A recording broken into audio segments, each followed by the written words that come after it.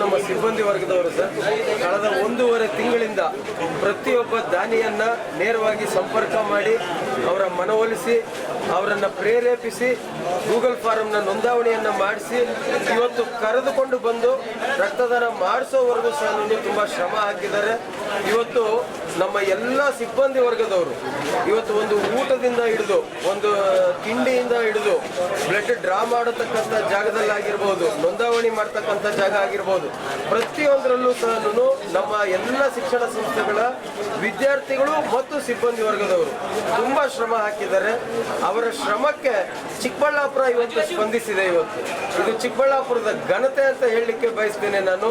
ಇಡೀ ದೇಶದಲ್ಲೇ ಬಹುಶಃ ರಕ್ತದ ರೀತಿಯಲ್ಲಿ ಈ ರೀತಿಯಾದಂತಹ ಹಬ್ಬ ಆಚರಣೆ ಆಗ್ತಕ್ಕಂಥದ್ದು ಕೇವಲ ನಮ್ಮ ಚಿಕ್ಕಬಳ್ಳಾಪುರದಲ್ಲಿ ಅಂತಕ್ಕಂಥ ಹೆಮ್ಮೆಯಿಂದ ಹೇಳಲಿಕ್ಕೆ ಬಯಸ್ತೇನೆ ನಾನು.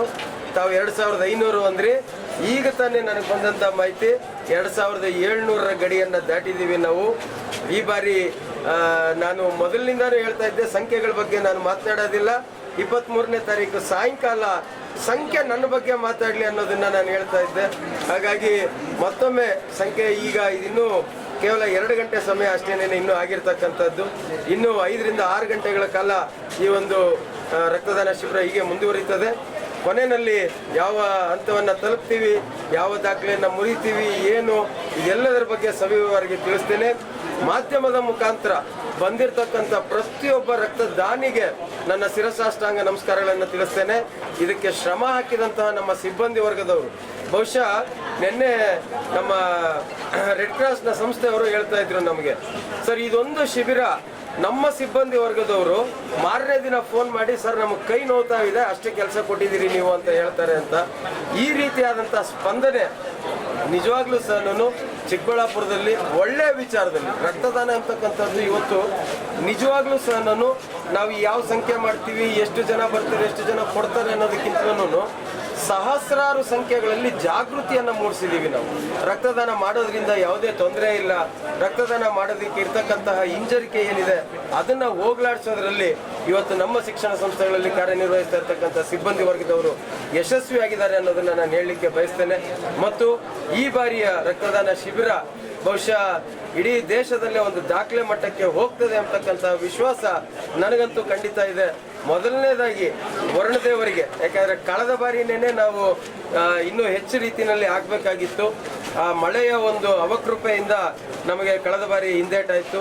ಈ ಬಾರಿ ದೇವರು ಎಲ್ಲ ರೀತಿಯಾದಂತಹ ಪ್ರಕೃತಿಯನ್ನು ನಮಗೆ ಅನುಕೂಲಕರವಾಗಿ ಇಟ್ಟಿದ್ದಾರೆ. ಹಾಗಾಗಿ ಈ ಕಾರ್ಯಕ್ರಮ ಇನ್ನೂ ಸುಸೂತ್ರವಾಗಿ ನಡೀತಾ ಇದೆ. ಇನ್ನು 6 ಗಂಟೆಗಳ ಕಾಲ ಇದು ನಡೀತಕ್ಕಂಥದ್ದು ಇದೆ.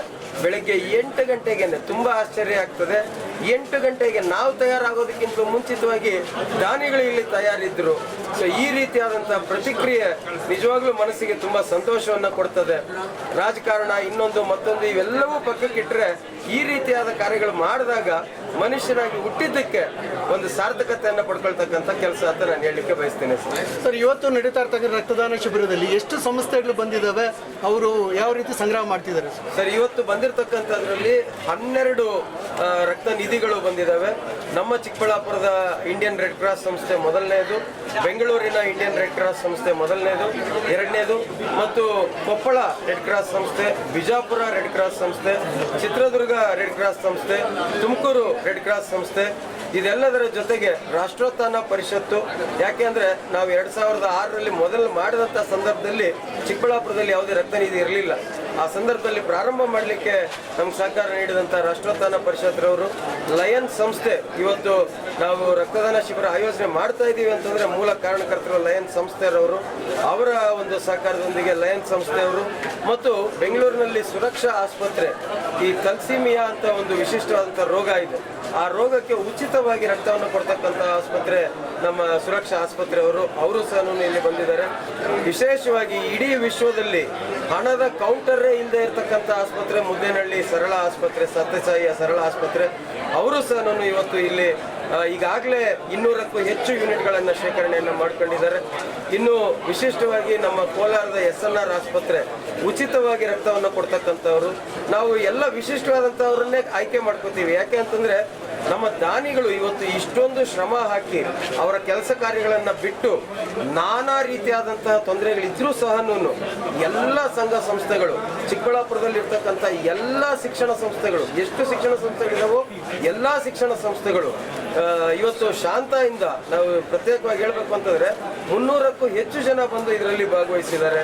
ನಮ್ಮ RCM ಕಾಲೇಜ್ ಇರ್ಬೋದು, ನಮ್ಮ NSSನ ಘಟಕ ಏನು ಬೆಂಗಳೂರಿನಲ್ಲಿ ಇದೆ ಘಟಕ, ಅವರು ಅಲ್ಲಿಂದ ಸಹ ಬಂದು ಇಲ್ಲಿ ರಕ್ತದಾನ ಮಾಡಿದ್ದಾರೆ. ಕೇರಳದಲ್ಲಿ ಇರ್ತಕ್ಕಂಥ ಜನ ಏನು ನಮ್ಮ ಮಯೂಗ ಬೇಕರಿ ಆಗಿರ್ಬೋದು ಮತ್ತು ಇನ್ನಿತರೆ ಕೆಲಸಗಳಲ್ಲಿ ಇಲ್ಲಿ ತೊಡಗಿಸ್ಕೊಂಡು ವಾಸ ಇದ್ದಾರೆ, ಅವರು ಇಲ್ಲಿ ಬಂದಿದ್ದಾರೆ. ಮತ್ತು ನಮ್ಮ ಮಿಲ್ಕ್ ಯೂನಿಯನ್ ಏನು KMF ಇದೆ ಸರ್, ಇಂಥದ್ದು ಅಂತಲ್ಲ, 100 ಸಂಘಟನೆಗಳು ಸರ್, ಎಲ್ಲರೂ ಸಹ ನಮ್ಮ ಮನವಿಗೆ ಸ್ಪಂದಿಸಿದ್ದಾರೆ. ಇವತ್ತು ವಿಶೇಷವಾಗಿ ಸ್ವಿಗ್ಗಿ ಡೆಲಿವರಿ ಮಾಡ್ತಕ್ಕಂಥ ಹುಡುಗರು, ಅಮೆಜಾನ್ ಡೆಲಿವರಿ ಮಾಡ್ತಕ್ಕಂಥ ಹುಡುಗರು, ನಮ್ಮ ಸಿಬ್ಬಂದಿ ವರ್ಗದವರು ಬಹುಶಃ ಯಾವ ಒಬ್ಬ ವ್ಯಕ್ತಿಯನ್ನು ಸಹ ಬಿಟ್ಟಿಲ್ಲ. ಚಿಕ್ಕಬಳ್ಳಾಪುರದ ಪ್ರಜೆ ಅಂತ ಯಾರಾದರೂ ಇದ್ದರೆ ಅವರು ಪ್ರತಿಯೊಬ್ಬರನ್ನು ಸಂಪರ್ಕ ಮಾಡಿದ್ದಾರೆ. ಪ್ರತಿಯೊಬ್ಬರು ಅದೇ ರೀತಿಯಲ್ಲಿ ನಮಗೆ ಸ್ಪಂದನೆಯನ್ನು ನೀಡಿದ್ದಾರೆ. ಇವತ್ತು ನಮ್ಮ ಸಿಬ್ಬಂದಿ ವರ್ಗದವರಿಗೆ, ವಿದ್ಯಾರ್ಥಿಗಳಿಗೆ ನಾನು ಎಷ್ಟು ಬಾರಿ ಧನ್ಯವಾದಗಳು ಹೇಳಿದ್ರು ಸಹ ಕಮ್ಮಿ ಆಗ್ತದೆ. ಧನ್ಯವಾದಗಳು ಸರ್. ಓಕೆ.